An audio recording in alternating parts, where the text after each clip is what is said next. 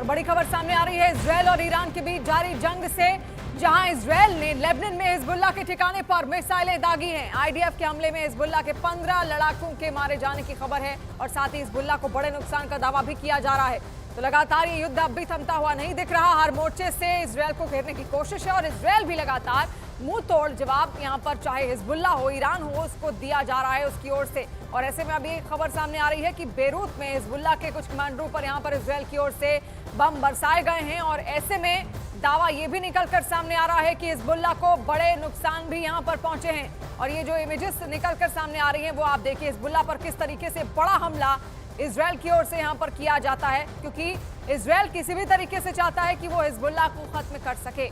एक तरीके से अगर देखा जाए तो मिडिल ईस्ट में अपना दबदबा कायम करने के लिए हर देश इस वक्त इजरायल पर नजर डाले हुए है, फिर चाहे वो अमेरिका हो, और इसी वजह से वो बार बार अमेरिका का इजरायल का साथ भी देता है। लेकिन ईरान की भी सोच विस्तारवादी है और यही कारण है कि वो तमाम जो आतंकवादी संगठन है आसपास के इलाकों में उसको सपोर्ट करते हैं।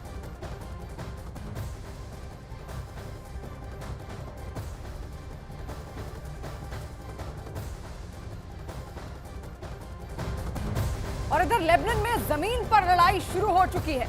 इजरायल का मकसद इस लड़ाई के जरिए हिजबुल्लाह की जड़ों को पूरी तरह खत्म करना है। लेकिन क्या ये इजरायल के लिए इतना आसान है जितना कि मिसाइल और रॉकेटों से जंग? क्योंकि लेबनान में 3 तरफ से घिरे इजरायल को उन शातिर लड़ाकों का सामना करना पड़ रहा है जो लेबनान के चप्पे चप्पे से ना सिर्फ वाकिफ हैं बल्कि ये भी जानते हैं कि इजरायल के हमलों का जवाब कैसे देना है।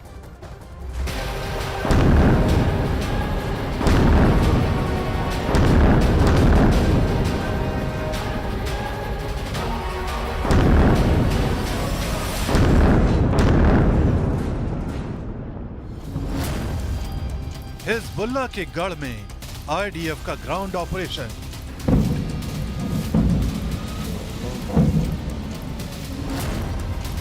लेबनान में 2 किलोमीटर तक घुसी इजरायल की सेना।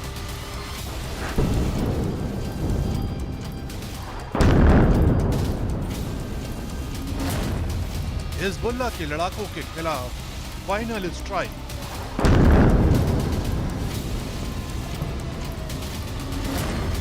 क्या 3 तरफ से घिरा इजराइल भेद पाएगा चक्रव्यूह?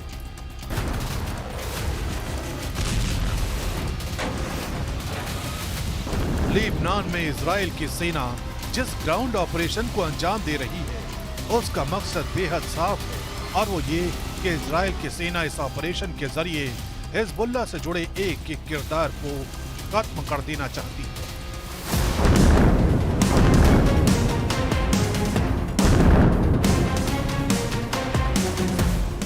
लेकिन ये इतना आसान नहीं है, क्योंकि शुरुआती ऑपरेशन में जो खबरें आ रही हैं वो इसी बात की ओर इशारा कर रही हैं कि हिजबुल्लाह के गढ़ में घुसकर इजराइल की सेना को अच्छा खासा नुकसान उठाना पड़ रहा है।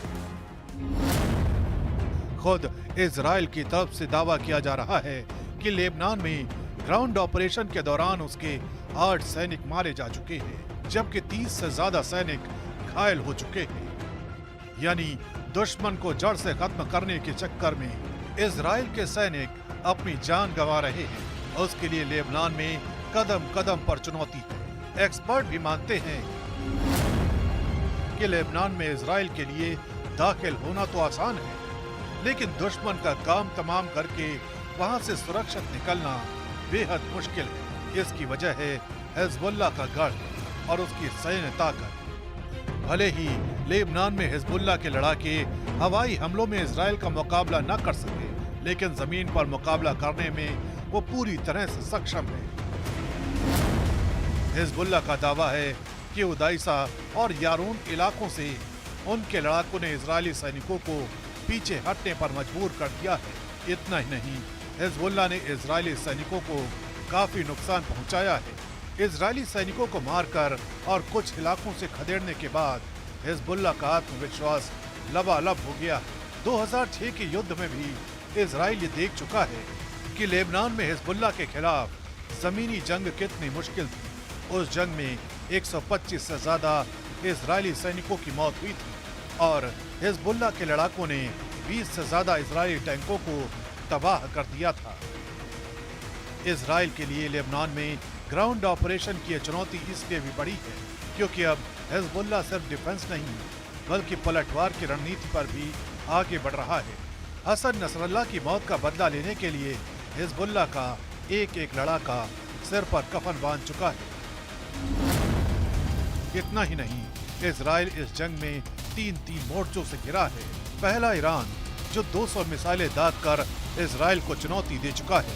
दूसरा हिजबुल्लाह जो लगातार इजराइल की सेना को नुकसान पहुंचाने की कोशिश कर रहा है। और तीसरा हमास जिसके साथ पिछले 1 साल से गाजा में इजराइल की सेना का युद्ध जारी है। इस वीडियो को भी इजराइल की मुश्किलों की बानगी माना जा सकता है। इसे हमास की अल कसम ब्रिगेड ने जारी किया है। इस वीडियो में इजराइल की सेना के उन टैंकों को मार गिराने का दावा किया गया है जो टैंक हमास के लड़ाकों का सफाया करने के लिए गाजा में दाखिल हुए थे। यानी इजराइल को अगर अपने मिशन को अंजाम देना है तो उसे तीनों मोर्चों पर दुश्मन को शिकस्त देनी है।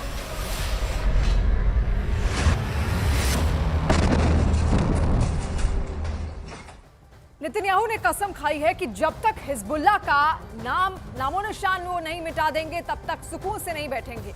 इजराइल की सेना अब तक हिजबुल्लाह की टॉप लीडरशिप को पूरी तरह से खत्म कर चुकी है। और हसन नसरल्लाह हिजबुल्लाह चीफ, अब किस किस का खात्मा यहाँ पर किया गया है आप ये देखिए।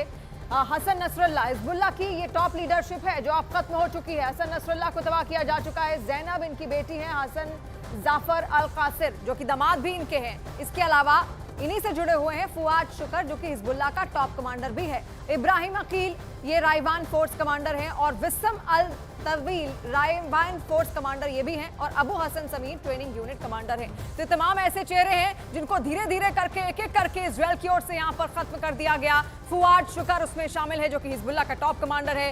इब्राहिम अकील राइवान फोर्स का कमांडर ये रह चुका है। विस्म अल तवील ये भी राइवान फोर्स का कमांडर रहा है।